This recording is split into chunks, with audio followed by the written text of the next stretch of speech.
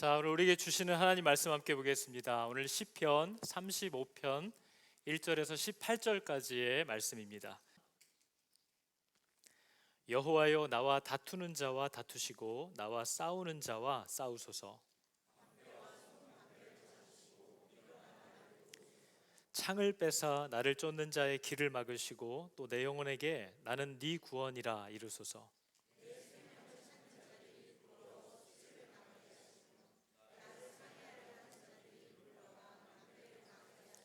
그들을 바람 앞에 겨와 같게 하시고 여호와의 천사가 그들을 몰아내게 하소서.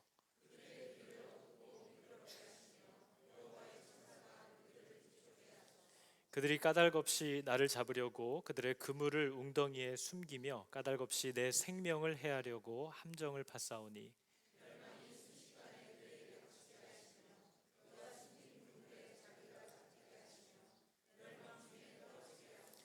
내 영혼이 여호와를 즐거워하며 그의 구원을 기뻐하리로다.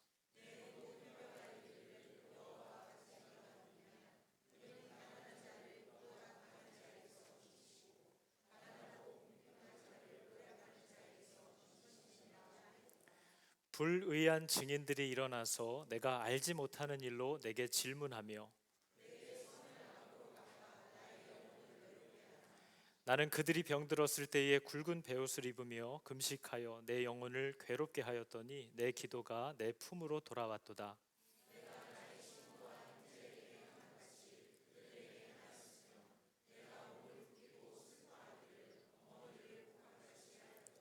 그러나 내가 넘어짐에 그들이 기뻐하여 서로 모이며 불량배가 내가 알지 못하는 중에 모여서 나를 치며 찢기를 맞이 아니하도다.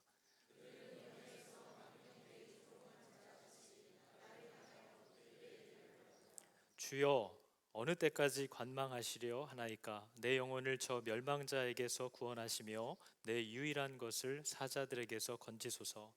내가 대회 중에서 주께 감사하며 많은 백성 중에서 주를 찬송하리이다. 아멘. 자, 여러분, 시편의 말씀을 우리가 함께 살펴보고 있습니다. 시편은 기도하는 내용입니다. 그렇죠? 찬양 역시도 곡조가 붙은 기도이기 때문에 우리는 시편을 보면 이게 기도구나, 기도는 이렇게 하는 것이구나 하는 것을 당연히 이제 배울 수 있어야 합니다. 우리가 지난 시간에도 분명히 나눴지만 여러분, 이 개념을 잘 파악하지 못하면 잘못된 기도로 인생에 굉장히 많은 시간을 낭비하게 됩니다.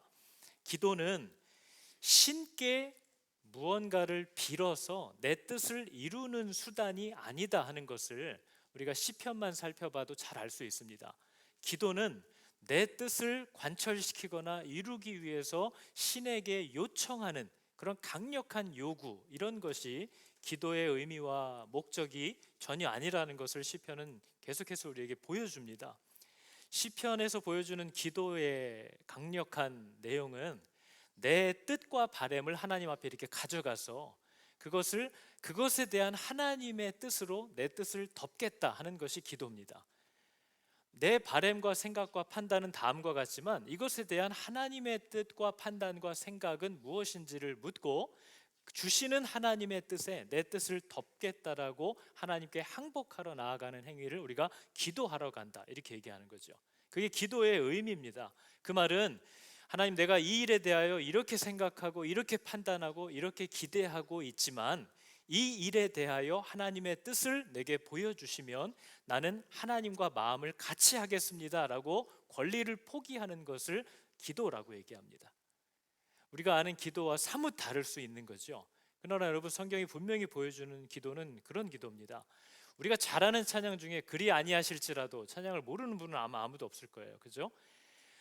말씀도 그렇고 아이들이 부르는 자잘한 찬양들만 봐도 그 가사들이 하나님의 뜻과 이 복음의 여러 상황의 진리들을 우리에게 굉장히 잘 가르쳐 주는데, 우리는 우리의 생각에 한번 사로잡히면 그런 것들이 전혀 머리에 마음에 들어오질 않는 거죠. 여러분, 그리 아니하실지라도 라고 하는 찬양은 이렇게 되어 있죠. 그리 아니하실지라도 감사한대요. 왜죠? 주님 뜻을 믿기 때문이라는 거예요. 나는 이걸 바라는데 하나님이 그렇게 아니하실지라도 아유 감사합니다. 왜냐하면 나는 주님의 뜻을 더 믿기 때문이라는 얘기예요. 그리 아니하실지라도 하나님 사랑하죠. 왜요? 지금은 이게 왜 이렇게 되는지 이해가 잘 안 되지만 결국 이 모든 것들이 합력하여 나에게 가장 좋은 것으로, 선한 것으로 나타나게 하실 것이다 라는 걸 내가 믿기 때문이라는 겁니다. 여러분, 이게 기도하는 자의 자세잖아요. 하나님 그렇게 아니하실지라도 나는 주님의 뜻을 믿고 주님의 선하심이 결국 나타날 것이고 그게 결국 나에게 가장 복될 것이라는 것을 내가 믿기 때문에 나는 하나님께 여전히 감사하고 하나님을 사랑합니다, 이 고백을 하는 거죠. 그래서 우리는 언제나 나를 향한 하나님의 그 신실한 사랑, 우리를 향한 그 크신 사랑을 우리가 알고 있고 믿기 때문에 언제나 우리가 함께 하나님을 높이고 주님을 찬양합니다. 주님께 영광을 돌릴 수 있습니다. 이게 저 찬양의 가사의 내용이에요. 저게 기도인 거죠. 여러분, 우리는 기도하러 갈 때 바로 저러한 자세를 가지고 하나님 앞에 이제 우리의 기도를 시작할 수 있어야 한다라는 거예요. 여러분, 내가 시작한 기도지만, 내가 간절하고 원해서 하나님 앞에 들고 나온 기도지만 이 일에 대하여 하나님의 뜻대로 주님이 마무리를 하실 수 있도록 이렇게 넘겨드릴 수 있는 이유는 주님의 뜻이 더 옳고 선하고 확실하다라는 것을 내가 믿을 수 있기 때문입니다. 지금은 비록 내가 잘 이해가 안 되는 상황들이 계속 나타나지만 이 모든 것이 합력하여서 결국 나도 고개를 끄덕거릴 수밖에 없는 그런 결론을 만나게 될 것이라는 것을 내가 신뢰합니다. 이게 여러분 기도하는 자의 자세라는 것을 성경은, 찬양의 가사들은 우리에게 굉장히 잘 보여주고 있는 거죠. 그러니까 여러분, 이런 태도로 주님께 나아가는 사람의 자세, 그리고 저런 마음으로 하나님께 기도를 시작하는 것이 바로 성경이 말하는 기도라고 얘기할 수 있는 거예요. 그래서 여러분, 기도는 진짜 아무것도 아닌 것 같잖아요. 기도하는데 뭐 어려움이 있습니까? 기도는 쉽죠. 간단한 것 같아요. 그런데 기도는 신앙의 굉장히 수준 높은 정점입니다. 아무나 기도할 수 있지 않아요. 특히 이런 기도는 아무나 할 수 없습니다. 이런 기도는 그 사람의 신앙이 정말 하나님의 기뻐하시는 자리까지 가 있다는 것을 가장 정확하게 증명하는 모습들이에요. 왜냐하면 기도는 신앙을 고백하는 수단이에요. 하나님을 신뢰하고 있다는 것을, 주님의 뜻을 내가 더 믿는다는 것을 고백하는 모양이 기도하는 것으로 나타나는 거죠. 또 기도는 자기를 부인하는 시간입니다. 하나님, 내 생각과 뜻과 바람은 다음과 같지만 하나님이 이 일에 대하여 어떤 생각과 뜻을 가지고 계신지를 보여주시면 나는 그것에 내 뜻을 덮겠습니다. 자기를 부인하는 것이 기도하는 거예요. 우리가 아는 기도와 조금씩 다르죠. 기도는 하나님을 향한 신뢰를 드러내는 신앙의 정점을 나타내는 겁니다. 그래서 기도는 간단한 것 같고 아무것도 아닌 것 같지만 하나님을 향한 참 신앙과 그분을 신뢰하는 마음으로 충만하지 않으면 이 바른 기도는 누구도 할 수 없는 거죠.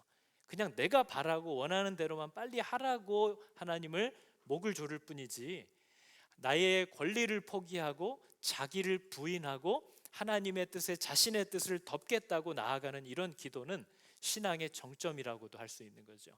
그래서 여러분, 우리가 신앙생활 이렇게 자주 얘기하는데 신앙의 뜻이 저겁니다. 믿을 신, 의지할 앙, 받들 앙. 믿고 그 뜻을 받든다, 믿고 복종한다 라는 게 신앙이에요. 신앙생활이라는 말은 하나님을 믿고 하나님의 뜻에 복종한다 라는 걸 신앙생활한다 라고 얘기하는 겁니다. 여호와를 신앙합니다 라는 말은 나는 하나님을 완전히 신뢰하기 때문에 그분에겐 언제나 복종합니다. 그게 나는 여호와를 신앙합니다 라고 얘기하는 거죠. 여러분, 하나님을 신앙하십니까? 믿고 복종하기로 하셨습니까? 그게 신앙이에요.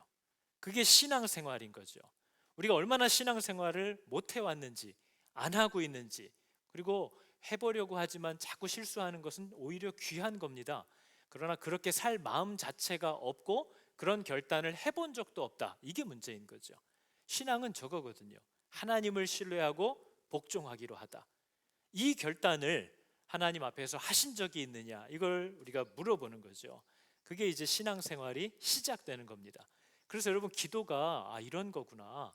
기도는 하나님의 뜻을 믿고 하나님께 복종하기로 했기 때문에 언제든지 내게 일어나는 상황과 내 안에 막 요동치는 마음들을 가지고 주님 앞에 늘 달려나가지만 하나님의 뜻과 생각과 길을 열어주시면 그 하나님의 방법과 때에 내 생각과 때를 덮어버리기로 하는 것, 그게 기도의 바른 자세다 하는 것을 우리가 알지 못하기 때문에 사람들이 조롱하는 거죠. 여러분, 세상 사람들이 이런 질문들 많이 하잖아요. 멋진 자매가 있는데 두 형제가, 둘 다 교회 다니는 형제가 결혼을 해요. 저 자매랑 결혼하게 해주옵소서. 그럼 누구랑 결혼하는 거죠? 우리 교회랑 다른 교회랑 축구 시합을 했어요. 둘 다 이기게 해달라고 기도해요. 그럼 누가 이기는 거죠? 여러분, 이건 얼마나 기도에 대한 조롱입니까? 근데 이런 얘기를 들을 때 문제는 우리도 헷갈려 한다는 거예요. 뭐야, 이거 어떻게 되는 거야? 기도가 뭔지를 모르기 때문에 이런 일이 일어난다는 거죠. 여러분, 만약에 기도가 이렇게 해주세요, 내 뜻대로 해주세요라는 강력한 요청이라면 한 사람일 땐 문제가 없지만 두 사람만 돼도 문제가 시작되는 거예요. 누구 편을 들으라는 겁니까? 기도가 내 뜻대로 해달라는 요청이라면 그런 딜레마에 당연히 부딪히겠지만, 성경이 보여주고 있는 대로 여러분, 기도는요, 내가 어떤 제목을 가지고 하나님의 선하신 뜻대로 이것을 이루어 달라고 들고 나아가서 하나님이 어떻게 응답하시든지 나는 거기에 마음을 같이 하겠습니다 라고 하는 신앙의 고백이라면 아무런 문제가 되지 않는 거죠. 여러분, 잘 아시겠지만 이 땅을 우리가 살아가면서 하나님이 우리에게 응답하시는 방법 중에 거의 대다수는 하나님이 이 땅에 이미 주신 순리와 상식과 질서대로 하나님은 일하시는 분입니다. 그죠? 여러분, 두 사람이 싸우면 누가 이기죠? 기도 많이 한 사람이 이기나요? 힘센 사람이 이기겠죠. 그게 순리예요. 두 명을 대학에 10명이 시험을 봐서 5명을 뽑는데 시험을 보면 어떤 사람 5명이 붙는 거죠? 기도 많이 한 사람이 붙던가요? 공부 많이 한 사람이 붙겠죠. 그게 순리예요. 하나님은 이 땅에 순리를 주셨어요. 섭리를 주셨고 뿌린 대로 거두게 하셨어요. 그거는 지극히 공정한 것이고 아름다운 것이고 하나님이 우리들에게 복을 주시기도 때로 우리를 혼내시기도 하는 좋은 방법이에요. 그러나 하나님은 언제나 하나님의 분명한 뜻과 하나님의 특별한 섭리를 나타내기 위해서 이런 순리와 상식을 넘어 일하시는 일을 가끔 하시지만 거의 대부분의 일에서는 순리대로, 섭리대로, 상식대로, 질서대로 일하시는 분이라는 거죠. 저 자매와 결혼하게 해주세요. 누구랑 결혼할까요? 자매들, 그럼 누구랑 결혼할 것 같아요? 기도 많이 한 남자가 막 눈에 계속 들어올까요? 자기가 마음에 드는 남자한테 마음이 가겠죠. 그게 순리니까요. 기도는 그런 게 아니에요. 내가 원하는 대로 해달라고 하나님께 강력하게 요청하는 그런 행위가 아니라는 사실을 모르면 사람들은 기도를 이렇게 오해한다는 거죠. 근데 여러분, 우리가 기도의 자리에 나아간다라는 건 이제 나를 부인하겠다는 결정을 한 거예요. 나 이제 기도할 거야 라는 건 내가 아주 이번에 하나님 멱살을 잡고 누가 먼저 자빠지나 아주 싸워볼 거야, 이게 기도가 아니에요. 내가 이걸 아무리 애써도 도저히 안 돼, 어떻게 해야 될지를 모르겠어. 그래서 나는 이제 하나님 앞에 나를 완전히 부인하고, 그럼 하나님은 도대체 어떤 생각과 마음을 가지고 계신지, 어떻게 하기를 원하시는지 나는 나아가서 하나님이 내게 이제 이 문제에 대해서 응답하시고 길을 열어주시는 대로 나는 그분과 마음을 같이 할 거야 라고 하는 게 이제 이 사람이 기도하기로 한 거예요. 그게 하나님이 우리에게 요구하시는 기도의 자세라는 거죠. 하나님, 이게 왜 이렇게 안 될까요? 이게 이렇게 돼야만 하는데 왜 이렇게 지체될까요? 나는 하나님이 열어주시고 하나님이 응답하시는 대로, 하나님이 당신의 뜻을 보여주시는 대로 마음을 같이 하겠습니다 라고 신앙을 거기서 고백할 수 있는 그런 참된 기도의 자리를 회복하실 수 있는 여러분 되기를 축복합니다. 여러분, 그게 기도하는 거예요. 그걸 기도라고 할 수 있는 거죠. 우리가 지난 수요일날 수요기도회 때도 강사님 잠깐 말씀하셨듯이 우리가 성경을 읽을 때에 바른 자세를 갖지 못하기 때문에 말씀을 듣지 못한다는 겁니다. 뭐죠? 성경을 읽어도 재미가 없어요. 아니, 지금 내가 내 상황이 지금 이런 상황 때문에 고민이 많은데 도대체 에스겔서가 나랑 무슨 상관이야? 이러면 이제 더 이상 말씀은 그 사람에게 들리지 않는 거죠.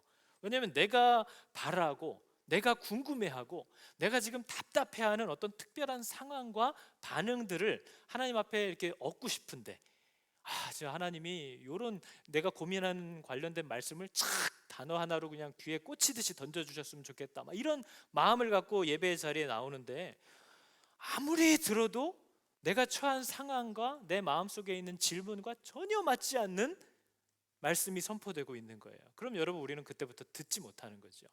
아무 관심이 없는 거예요. 근데 여러분 아시겠지만 어려서부터 부모에게 막 편애를 받고 시달림을 받고 사랑을 받지 못하고 자라왔던 그런 청년들이 혹시 있다면 야곱이 요셉을 편애했던 이야기를 들으면 귀가 확 열립니다. 와, 저 내 얘기 같아 하고 귀가 열리는 거죠. 막 이제 결혼 문제를 갖고 고민하고 있는 청년들은 이삭이 광야에서 묵상을 하면서 아내를 맞이하고 있다, 이런 장면이 나오면 눈이 번쩍 뜨이는 거예요. 하나님이 나한테 뭔가를 보여주시려나? 나와 관련돼 있다라는 생각이 들기 때문에 집중이 되는 거죠. 자기 삶에 이제 뭘 하고 살아야 될지, 어떤 길로 가야 할지를 몰라서 고민하는 사람들은 바다를 여시고 막 강물을 끊어 주셨던 그런 모세와 여호수아의 말씀이 오면 그게 이제 마음에 너무 와서 꽂히기 시작하는 거죠. 그러니까 사람은 자기에게 필요한 말씀이다라고 생각되면 집중이 되기 시작해요. 근데 여러분이 대답하셔야 됩니다. 내가 원하고 듣고 싶은 말씀, 하나님이 지금 내게 하시려는 말씀, 우리는 뭘 들으려고 해야 되는 거죠? 모르시겠죠? 진심으로 모르시겠죠?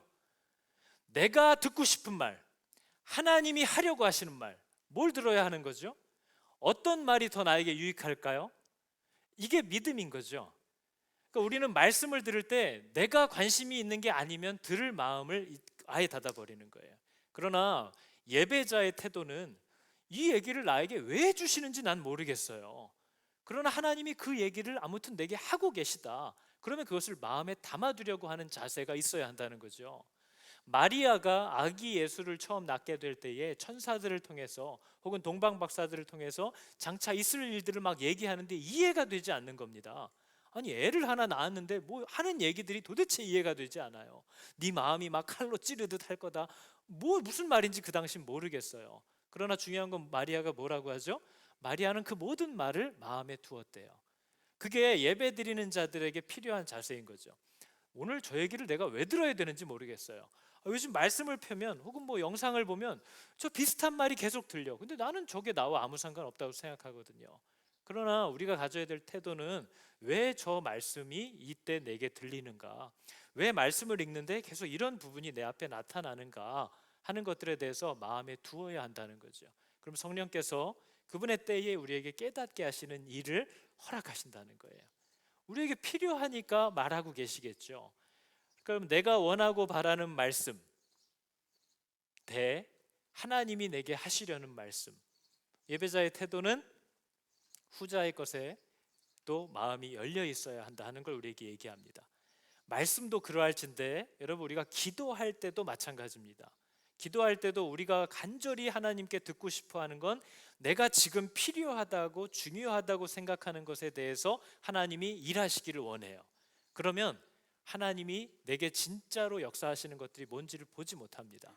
왜냐하면 나는 요기를 원하고 요게 어떻게 돼야 한다라고 주목하고 있기 때문에 하나님이 보실 땐 이게 지금 내게 중요한 게 아닐 수도 있어요.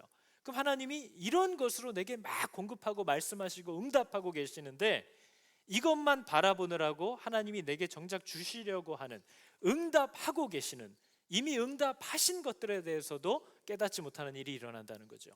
하나님, 내가 요즘 너무 마음이 상하고 괴롭고 어렵습니다. 하나님, 나를 좀 도와주세요. 숨쉬게 해주세요. 위로해 주세요. 기도하는데 오히려 내가 위로해야 될 사람들이 옆에서 자꾸 걸리적거려요.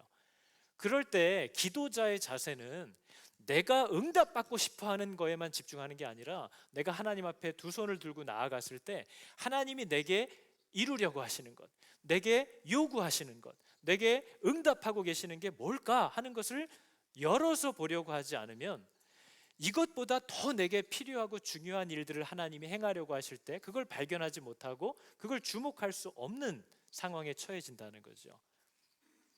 나는 내가 위로를 받고 싶었는데 내가 더 위로해야 될 사람들이 자꾸 옆에서 득식을 거릴 때 귀찮기만 한 게 아니라 그쪽으로 하나님이 인도하시고 여시는 대로 눈을 돌렸더니 그들을 돌아보고 위로하다가 내가 회복이 되는 은혜를 얻을 수도 있는 거예요. 우리는 전혀 하나님의 일하시는 것을 잘 이해할 수 없다는 거죠. 그래서 여러분, 말씀을 들을 때도 내가 듣고 싶은 말씀을 찾는 게 아닙니다. 요새는 유튜브만 펴면 결혼 치면 유튜브에서 결혼에 관한 말씀이 넘쳐나요. 그런 분은 그것만 보는 겁니다. 종말 그것만 보는 거죠. 그죠? 헌금 그것만 보는 거예요. 그러나 여러분, 예배자는 살아계신 하나님이 지금 내게 하시는 말씀을 들으려고 해야 돼요. 그런 자세를 갖지 못하면 듣지 못합니다. 기도할 때도 내가 듣고 싶은 기도의 응답에만 꽂혀 있으면 하나님이 내게 말하려고 하시는 것을 듣지 못한다는 거죠. 이것이 여러분 우리들을 방해하는 내용들이에요. 여러분, 우리가 오늘 읽어본 시편 35편은 시편이 시작된 이래로 처음 등장하는 저주시입니다. 저주시. 그래서 여러분 지금 읽어보셨지만 이 기도는 자기를 괴롭히는 자들에 대하여 정말 가감없이 막 저주하고 조롱하고 원망하고 멸망을 요구하고 막 이런 기도들이 정제되지 않고 막 나와요. 그죠? 다윗이 지금 이렇게 기도하잖아요. 여호와여, 나와 다투는 자와 다투시고 나와 싸우는 자와 싸워주세요. 방패와 손방패를 잡으시고 일어나서 나를 도와달래요. 창을 빼셔서 나를 쫓는 죄들의 길을 다 막아버리고 나한테는 오셔서 나는 네 편이야, 이렇게 말해달래요. 이 정말 얼마나 유치한 기도입니까? 여러분, 이런 기도 해도 될까요? 뒤에 가면 막 이렇게 얘기하잖아요. 내 생명을 찾는 자들이 수치를 당하게 하시고 낭패를 당하게 해주십시오.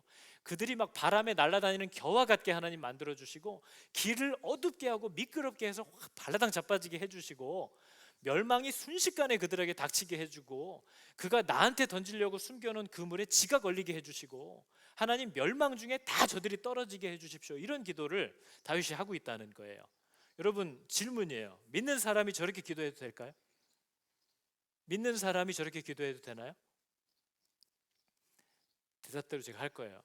여러분의 담임 목사가 저렇게 기도한다면 여러분 어떠실 것 같으세요?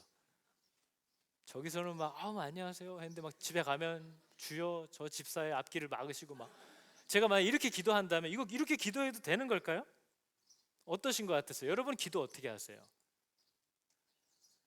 여러분, 저희가 여기에 또 홀랑 속아가지고 야, 다윗도 보니까 그렇게 기도하더라 하고 쫓아가다가는 정말 패가 망신하는 수가 있습니다. 오늘 말씀 제목이 몸과 마음이 따로 노는 기도 이렇게 정해놨잖아요.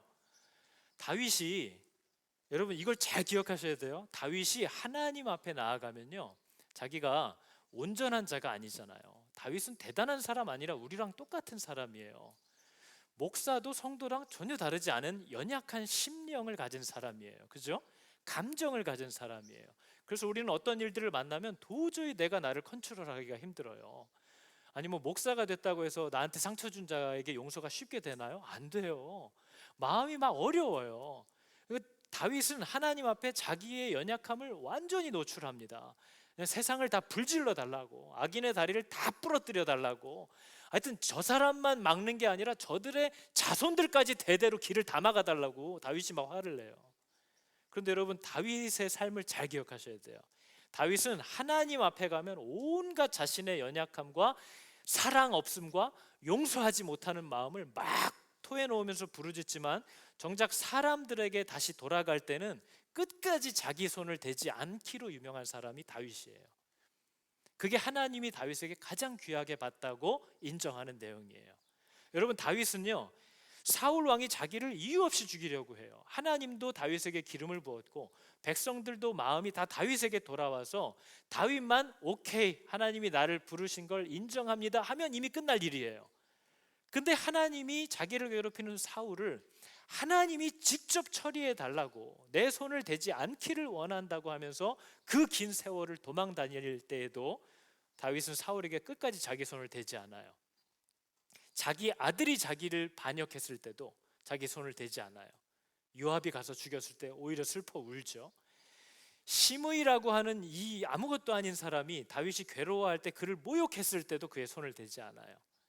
자기의 오른팔이라고 할 수 있는 요압이라는 장수가 자기 세력을 믿고 자꾸 다윗의 왕권에 도전을 할 때도 그가 자기 손을 대지 않아요.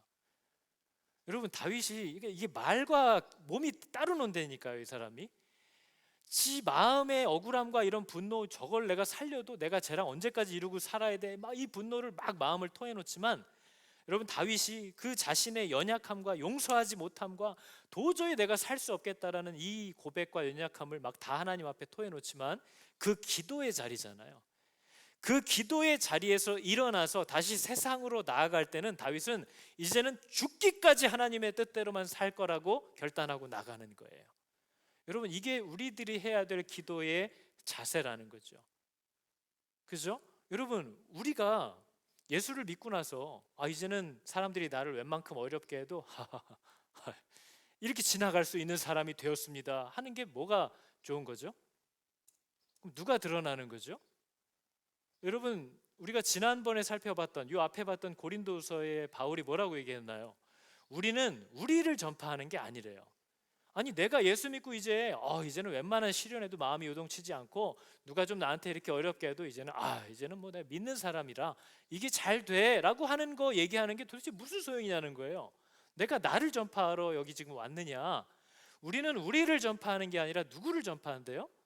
오직 예수 그리스도가 나의 주인이 되셨다는 것을 전파할 뿐이라는 거예요. 여러분, 제가 고등학교 때 처음 예수를 믿었을 때 고등학교 3학년 같은 반 그룹이 거기에서 목사가 거의 7명이 나왔거든요, 지금도. 근데 그 가운데 한 친구가 있었어요. 그 친구가 키가 거의 190이 가까운데 문제는 몸무게도 비슷하다는 거죠. 그 막 엄청난 혈기가 있는 친구예요. 아버지가 일찍 돌아가셔서 어머니가 일을 하면서 키웠어요. 그러니까 자녀들을 보기가 좀 어려웠겠죠. 그러니까 이 아이가 분노가 나거나 기분이 어렵거나 그러면 막 이 혈기를 주체하지 못해서 막 친구들을 때리기도 하고 막 문제를 늘 일으켰던 친구예요. 근데 이 친구가 예수를 만났어요. 저도 그때 예수를 만났고. 근데 여러분, 저 같은 교묘한 사람은 이제 교회 안에서 무슨 일이 있어도 뭐 괜찮아 하면서 이렇게 넘어가는, 소위 그 교회 오빠 같이 자기 잘난 모든 사람들이 이렇게 와 저 오빠 너무 괜찮은 것 같다 막 이런 티를 내려고 하는 사람들이잖아요. 근데 그 친구는 자기가 화가 나면 감추지를 못해요. 벌써 얼굴색이 달라지고 숨이 거칠어져서 얘가 화났구나라는 걸 모를 수가 없어요. 근데 여러분, 그 친구 때문에 얼마나 많은 은혜를 그 당시 저희들이 받았는지 몰라요. 동생들도 너무 많은 은혜를 받아요. 왜냐면 저희 같이 교묘한 사람들은 뭐 이런 좀 험한 일이 있어도 뭐 그럴 수 있지, 야 우리가 같이 기도하자 이렇게 교회 오빠인 척하면서 막 지 잘났다는 걸 막 드러내고 싶어 하잖아요. 그럼 막 사람들은 와 저 오빠 대단해 이거에만 그거 하고 끝이에요. 근데 이 친구는 분명히 화가 났다는 게 보여서 막 씩씩대는데 원래 자기가 했던 대로 못하는 거예요. 그러면서 막 힘들어하는 거예요. 근데 그 모습이 얼마나 은혜가 되는지 몰라요. 얘가 대단한 게 아니라 얘 이런 애를 하나님이 저렇게 붙잡고 계시다 하는 것이 눈으로 보여지는 것 같았어요. 걔가 진짜 복음의 도구인 거죠. 이 정말 교묘한 사단의 내가 괜찮아 이거 보여주는 거에만 뭐 관심이 있지 우리는 우리를 전파하는 게 아니라니까요. 나는 지금도 사람들 용서 못해요. 여러분, 감정은 기도한다고 확 바뀌어지지 않던데요. 내 틀어진 감정은 시간이 필요해요. 도저히 안 돼요. 그러나 주님이 내게 그것을 원하시기 때문에 하나님 나는 당연히 할 수 없는 자지만 내가 그 사람을 공격할 수 있는 기회가 왔을 때 안 하는 거예요. 왜요? 주님이 그렇게 명하시니까. 내가 지금 상황을 보니까 이럴 때 이런 식으로 한마디만 흘리면 내 손에는 피 안 묻히고 한 3명 정도 돌아서 이 사람을 박살을 낼 수 있을 것 같아. 떠올랐어 계략이. 근데 안 하기로 하는 거예요. 왜요? 나는 이게 도저히 안 되는 사람인데 나는 그리스도 예수가 나의 이제 주인이 되셨다는 것을 전하는 사람이기 때문에 그분이 원치 않는 것에 대해서 하지 않기로, 순종하기로, 복종하기로 결정한 사람이라는 것을 드러낼 뿐이라는 거죠. 그럼 우리가 전하는 건 내가 아니에요. 내가 얼마나 이제 나아지느냐가 아니고 그리스도는 얼마나 대단하신가 하는 것을 나타낼 뿐이라는 거죠. 우리는 오직 그것만을 전파할 뿐이다 하는 것을 다윗이 계속 얘기하고 있어요. 그죠? 그래서 여러분, 다윗이 하는 기도를 보면 언제나 마음의 괴로움을 그대로 토해놓지만 기도의 자리에서 일어나서 세상을 향해서 갈 때는 주인의 뜻에 죽기까지 복종하기로 하고 나아가는 그런 기도의 사람이었다는 것을 우리가 기억해야 한다는 거죠. 그러니까 여러분, 우리가 다윗이 성경에서 얼마나 많이 언급되고 있는가를 보면 성경 전체에 다윗이라는 이름은 1034번이 나오는데요. 성경이 66권인데 아브라함에 대해서 14장 정도가 할애되고 요셉도 14장, 야곱도 11장. 물론 이게 뭐 부피에 따라서 대단하다는 건 아닙니다. 근데 다윗에 대해서는 28장이 할애되고 있어요. 마태복음도 그 시작을 열 때에 아브라함과 다윗의 자손 예수 그리스도의 세계라 다윗이 꼭 들어와요. 그죠? 그러면서 여러분, 다윗이 차지하는 비중이 되게 특별한데 그 이유는 하나님이 다윗을 내 마음에 맞는 사람이라고 표현했다라는 거예요. 여러분 보시면 이렇게 되어 있죠. 사도행전 13장에 내가 이새의 아들 다윗을 만나니 내 마음에 맞는 사람이래요. 내 뜻을 다 이루겠다라고 하셨대요. 여러분, 내 마음에 맞다라는 말을 하나님께 들으려면 도대체 뭐가 필요한 걸까요? 여러분은 여러분의 마음에 딱 맞는 사람을 찾으셨습니까? 주변에 있어요? 이 사람은 진짜 내 마음에 딱 맞아. 처음 말고 쭉 살아보고 나서요. 내가 선택한 사람도 안 맞잖아요. 내가 낳은 자식도 안 맞잖아요. 물론 처음 보면 저희 교회 오신 분들도 대부분 그렇잖아요. 어머 너무 좋아요. 목사님 말씀 너무 좋아요. 교회 오는데 분위기가 좋아요. 몇 달만 지나도 그 말 쏙 들어가요. 그죠? 좋은 줄 알았으나 이렇게 되는 거죠. 내 마음에 맞는다라는 걸 찾긴 너무 힘든 일이에요. 힘든 게 아니라 없어요. 근데 하나님은 인간인 다윗에 도대체 뭐를 보고 내 마음에 탁 맞다라고 얘기하셨느냐 하는 거죠. 여러분, 다윗은 진짜 별게 아닌 사람입니다.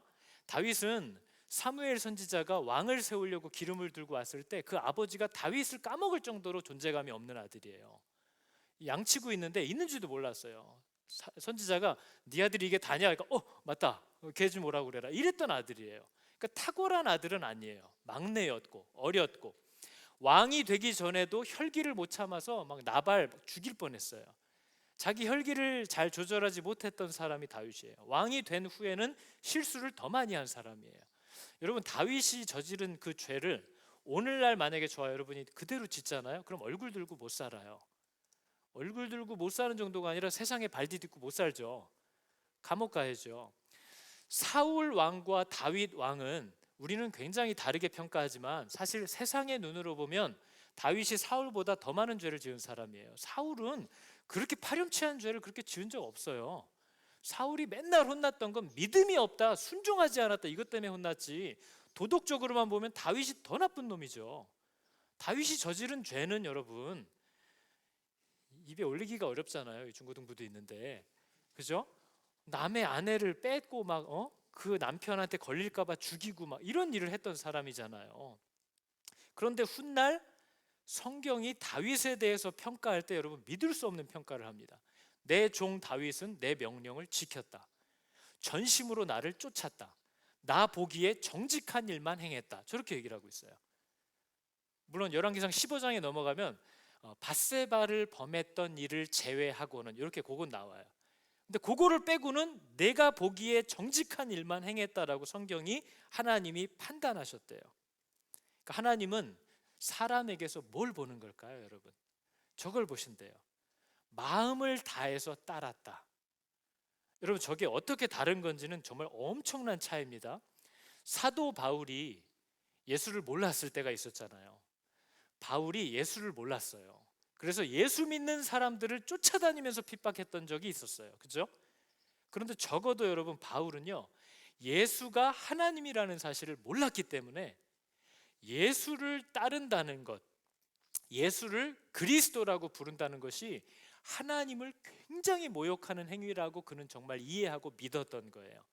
그래서 바울이 교회를 핍박했던 그때는 예수를 몰랐기 때문에 전심으로 하나님을 섬기려고 했던 그런 마음이었다는 거죠. 그게 바로 전심으로 하나님을 따른 자라는 거예요. 여러분, 우리가 예수를 믿고 산다고 해서 언제나 옳은 선택을 할 수 없어요.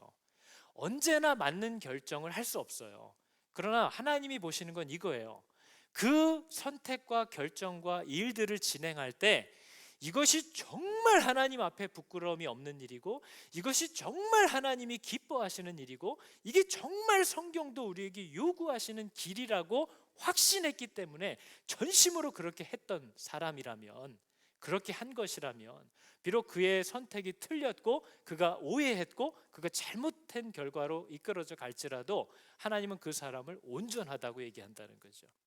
여러분, 그건 온전한 거잖아요. 아이가 아침에 엄마 아빠가 피곤해 보여서 자기가 음식을 해다 주고 싶어서 이 코코아를 물에 탔어요. 어떤 아이인지는 안 가르쳐 드릴 거예요. 탔는데 그걸 들고 이렇게 오다가 팍 엎질렀어요, 카페트에. 그러면 어떻게 거꾸로 매달아야 되나요? 그 아이의 중심을 우리가 아나요, 모르나요? 엄마 아빠를 사랑해서 한 일이에요. 그러나 연약하기 때문에 넘어진 거예요. 그러면 부모는 그걸 가리켜서 배은망덕한 놈이라고 부르나요? 아니면 사랑스럽다고 부르나요? 그건 사랑스러운 거잖아요. 그죠? 하나님이 우리에게 찾는 건 전심과 진심이에요. 이것이 하나님이 원한다라고 정말 믿기 때문이에요. 그리고 하나님이 이것을 원하신다고 정말 확신하고 있기 때문에 내가 할 수 있는 모든 온 힘을 다해서 그 길을 가려고 했던 것을 하나님은 내 마음에 맞다, 완전하다, 흠이 없다, 이렇게 표현하신다는 거예요. 그럼 여러분, 이거 되게 쉬운 거잖아요. 여러분, 하나님의 뜻대로 사는 건 불가능합니다. 그죠? 하나님의 뜻대로 사는 건 누구도 할 수 없어요. 불가능해요. 근데 하나님의 뜻대로 살고 싶어 하는 건 다 가능해요. 하나님이 그걸 찾는다는 거죠. 하나님의 뜻대로만 살고 싶어 하는 마음을 가진 사람, 내 마음에 합한 사람. 여러분, 이게 중요하잖아요. 그러니까 여러분, 내 중심을 잘 돌아보세요. 이거 하나님이 기뻐하시지 않는 거 알아요. 그런데 나는 쟤 싫어. 그래서 계속해서 못 살게 굴고 말을 만들고 괴롭히는 사람이 있어요. 그건 전심이 아니에요. 하나님 앞에 분명히 심판과 징계를 당할 거예요. 그러나 이건 정말 하나님이 이렇게 원하신다고 생각해 해서 한 것이라면 혹 잘못된 선택이어도 하나님은 그것을 징계하진 않으신다는 거죠. 그를 교훈하시고 가르치셔서 그 전심이 바른 길을 향하여 갈 수 있도록 인도해 주신다, 이렇게 얘기하는 거죠. 그러니까 여러분, 지금 저와 여러분의 마음에 하나님의 뜻에 안 맞는 일과 생각과 마음과 행동이 나타나고 있는데 그걸 알면서도 버리지 않고 있다면 그것이 바로 회개해야 될 일이라는 거예요. 그러나 늘 조심스럽고 내가 이거 잘하는 거 맞나? 잠이 안 오지만 이렇게 생각해보고 저렇게 생각해보지만 그래도 이게 내 상황에서 내가 할 수 있는, 또 하나님 앞에서도 부끄러움이 없는 최선의 선택인 것 같다 한다면 여러분, 정말 힘있게 하시라는 거죠. 전심으로 그 일을 하라고 우리에게 얘기하고 있는 거예요. 그래서 하나님이 이렇게 얘기하잖아요. 사람은 외모를 보지만, 그 나타나는 결과와 하는 걸 보지만 나 여호와는 중심을 보느니라. 여호와의 눈은 온 땅을 두루 감찰하셔서 똑같은 표현을 쓰고 있죠. 전심으로 자기를 향하는 자를 위하여 능력을 베푸신대요. 완전하게 행하는 자가 아니고요, 이게 하나님의 뜻이라고 믿어지면 무조건 따라가려고 하는 그 전심을 가진 사람을 위하여 하나님은 능력을 베푸시고 도움을 주시고 보호하여 주신다. 이게 하나님이 우리에게 찾으시는 진실됨, 믿음, 신앙이라고 얘기하고 있는 거죠. 여러분, 이 질문에 답을 하셔야 됩니다. 여러분은 예수를 믿는다고 할 때 신앙, 믿고 복종하기로 하셨을 때 나는 이제 하나님께만 복종하겠다, 나는 전심으로 주님이 원하시는 거면 힘들어도 그렇게 갈 거고 주님이 싫어하시는 거면 서럽고 서운해도 안 갈 거야 라고 결정하신 적이 있느냐를 묻는 거예요. 그게 예수를 영접한 거예요. 여러분은 하나님께만 순종하고 따라가겠다고 다윗처럼 하다가도 이제 다시 세상으로 나갈 때는 끝까지 주님 뜻대로 살다 죽을 거야 하고 나아가는 이런 결정을 하신 적이 있느냐 물어보는 거죠. 있으신가요? 하나님께만 복종하기로 하셨나요? 그 마음 먹는 것도 힘드세요? 복종했냐고 물어보지 않잖아요. 지금 하나님께만 복종하고 그 뜻대로만 살기로 결정을 했느냐 묻잖아요. 하셨나요? 지금 청년 이름을 부를 뻔했어요. 하셨나요? 그걸 한 사람을 그리스도인이라고 부르는 거예요, 여러분. 무슨 집사, 장로, 목사가 아니고요, 적어도 그걸 한 사람을 성도, 크리스찬이라고 부르는 거예요. 근데 거기도 안 넘어갔는데 뭘 자꾸 하려고 해요? 그것도 넘어가질 않았으면서. 나는 먹고 살 수 있든 없든, 굶든 말든, 사람들이 날 무시하든 말든, 오해를 받든 말든, 어려움을 당하든 말든, 내 사랑하는 자식들이 이 부족해서 또 내가 복음을 붙잡고 있다는 것 때문에 여러 가지 불이익을 당하고 누릴 수 있는 걸 못 누리게 되던, 그게 내 마음을 무너지게 하겠지만 그래도 주님이 내게 허락하신 환경 속에서 하나님의 뜻을 따라 끝까지 갈 거야 라고 하는 결정을 하셨냐는 거죠. 그걸 안 하셨다면 다시 십자가로 돌아가야 되는 거예요, 여러분. 그게 다시 십자가 앞에서 고백되어져야 할 처음 시작의 고백이 바로 그거인 거죠. 그걸 하셨냐고 묻는 거예요. 하나님은 분명히 저렇게 얘기했어요. 할 마음만 있으면 받으실 거래요. 할 마음만 있으면 받으실 것이요, 없는데, 마음이 없거나 할 수 없는데 받지 아니하신다. 하나님 뜻대로만 살기로 결정했냐 물어보는 겁니다. 왜 이렇게 대답을 듣고 싶지? 그래서 하나님이 듣고 싶어 하시겠죠. 하나님이 듣고 싶어 하실 거예요. 너 나를 신뢰해? 끝까지 나를 따라서 살기로 결정했어? 준비됐어? 이걸 물어보시고 싶은 거죠. 사실 하나님을 알아요. 근데 여러분이 스스로 고백하기를 원하시는 거예요. 여러분, 사람들에게 인정받으려는 마음이 있는 상태에서 하는 일들 악한 겁니다.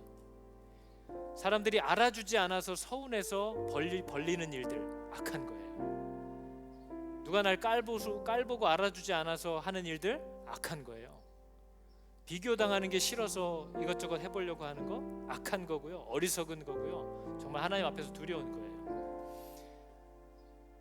세상에서나 교회에서 인정받으려고 하는 게 삶의 동기가 되지 않기를 바랍니다.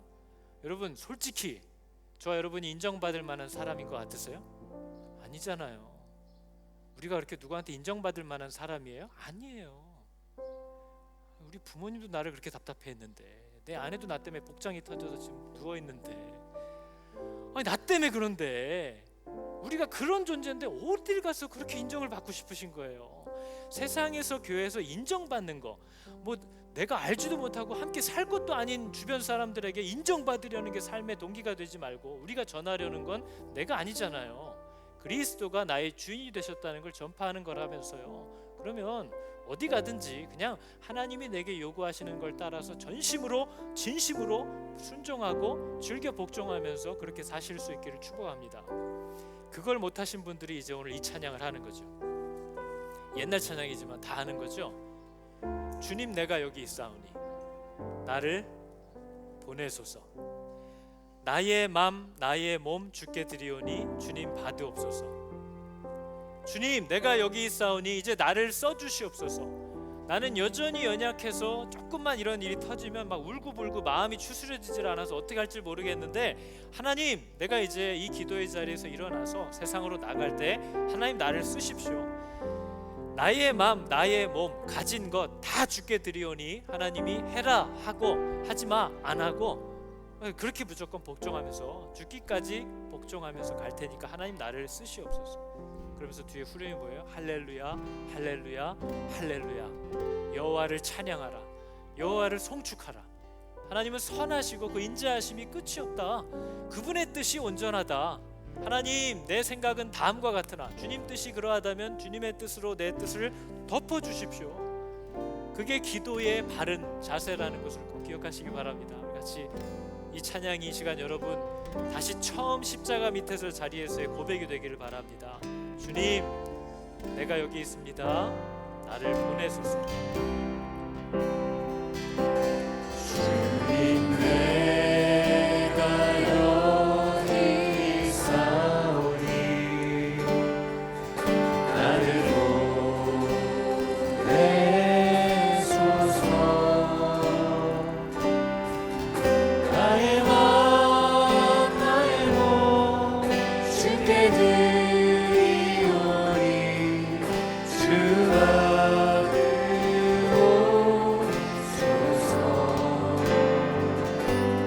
주님, 내가 여기 있사오니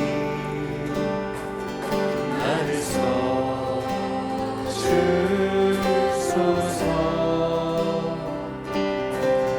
가진 것 모두 다